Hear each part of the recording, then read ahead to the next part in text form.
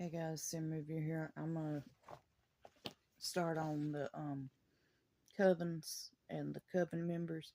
I do not own anything from this. I do not get paid for this. No copyright infringement intended. All rights are Summit and all characters belong to Stephanie Myers. I'm just doing this for fun. Let's get started, shall we? Carlisle Cullen. Carlisle Cullen. Date of birth circa 1640s. Date of transformation 1663 at approximately 23. Source of transformation: an ancient vampire living in the sewers of London. Place of origin: London, England. Hair color: blonde. Eye color: blue as a human, gold, and black as a vampire. 6'2". Physical description: Carlisle has a well-toned, medium frame, collar-linked hair, and movie star good looks. He has a slight English accent from youth, although he can speak with a flawless American accent. Special abilities: he does not possess a quality supernatural ability. Educational occupation. Science occupation. He has attended many universities, both as a student and as a professor. He has studied a variety of subjects ranging from science to music, and typically works as a doctor. He collects art and books. Vehicle is a black Mustang S55 AMG. I don't know cars, so I don't know what that means. Family coven/coven relationship. He's married to Esme Cullen, considers Edward Cullen, Rosalie Hale, Emmett Cullen, Alice Cullen, Jasper Hale as his children, Isabella Cullen as his daughter-in-law, Renesmee Cullen as his granddaughter.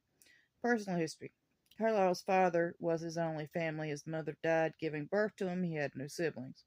An angelic pastor, Carlisle's father was a crusade against evil, leading hunts through London and the surrounding areas for witches, werewolves, and vampires, self-righteous and compassionless. Carlisle's father caused many innocent people to be burned. When he grew too old, he put Carlisle in charge of these raids. However, Carlisle had a different temperament, and he was not quick to see evil where there was none. He was smart and persistent, though. He eventually discovered an actual coven of vampires living in the sewers.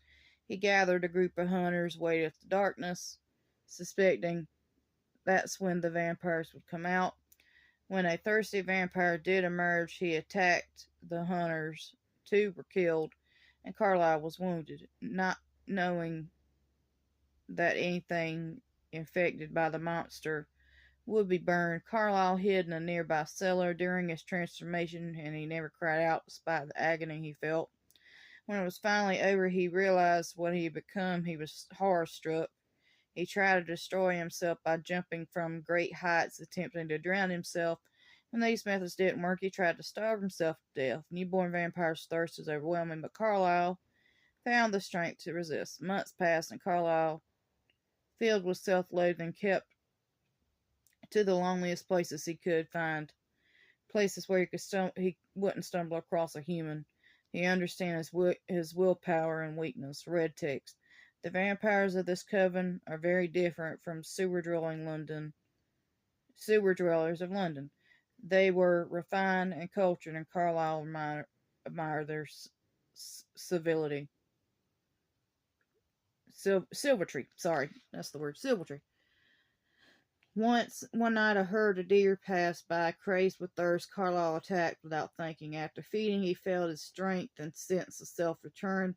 He realized he could live without killing human beings. He would feed on animals, just as he always had, drinking their blood now instead of eating their flesh. You don't eat flesh, you eat meat. Whatever. Knowing that his father would hate him no matter how he lived his new life, Carlisle never returned home. He watched his father a few times from a distance, but never made contact. Carlisle was always eager to learn, had been eager to learn. I lost my place. Okay, I'm sorry.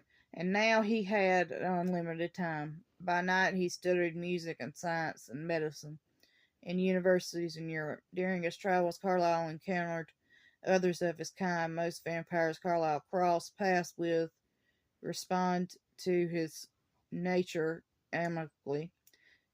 In this way, he is a novelty amongst vampires. Sorry, I find that amusing.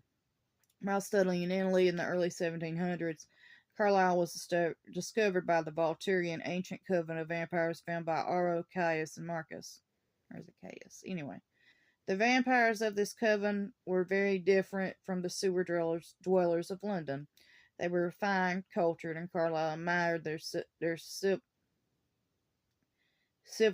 but Archias Marcus never stopped trying to change Carlyle's aversion to what he called his natural food source, and Carlyle never stopped trying to persuade them of the values of his pro-human philosophy. Over time, a legend formed among the humans of the vampire of the, I'm going to butcher this, I'm going to spell it, humans in Italy, of a Stregonibenefici,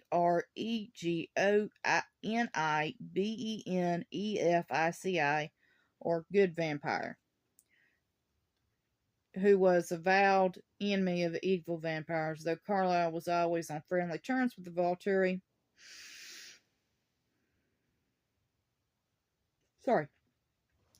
After about 2 decades in Italy, Carlisle decided to travel to the New World, which would be the States.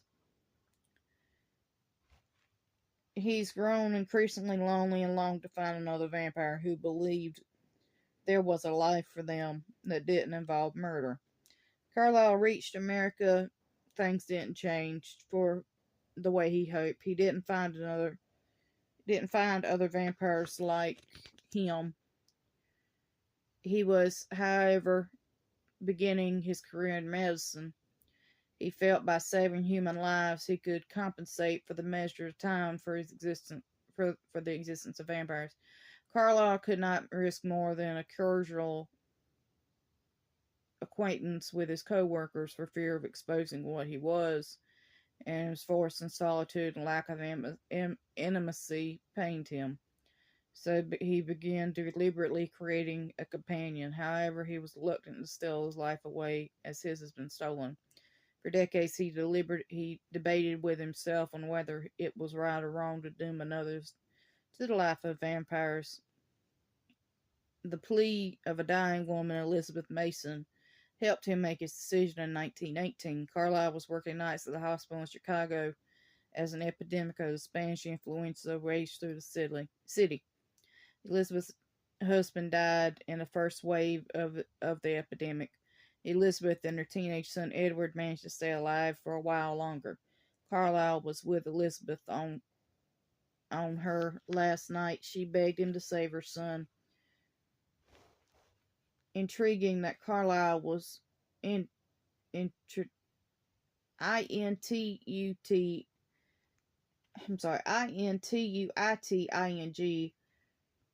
don't know what that is. Carlisle was more than what he seemed. She died less than an hour later. Her son lay in the next room, his own death imminent. The goodness and purity in Edward's face finally convinced Carlisle to take action. Carlisle bit Edward, infecting his transformation. Both Carlisle and Edward was surprised to discover Edward's ability to read minds due to his experience with the Volturi. Carlisle quickly understood the phenomenon. Carlisle and Edward began traveling together using their cover story. Edward was his younger brother of Carlisle's late wife. In 1921, they moved to Ashland, Wisconsin, and there the Coven gained another member. While working at a local hospital, Carlisle was called to the bedside of a young woman grievously injured in an unaliving attempt, we'll say. Carlisle was surprised to recognize Esme Everson, whom he had treated with a broken leg 10 years earlier when she was a teenager. It was almost impossible for him to believe that the vicarious, beautiful girl had come to a tragic end. Carlisle knew he could not save her through the conventional methods.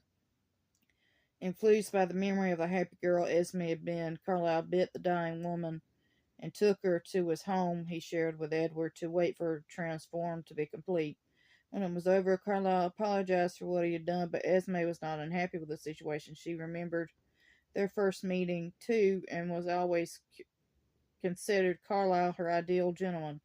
Carlisle and Esme soon fell in love and got married. Okay, block of text from Twilight. Carlisle found me in the hospital the summer of 1918. I was 17 and dying of Spanish influenza. Edward, Twilight, Chapter 14. The goodness and purity of Edward's face finally convinced Carlisle to take action. Okay, I'll start on part 2. Talk to y'all later. Send me your out.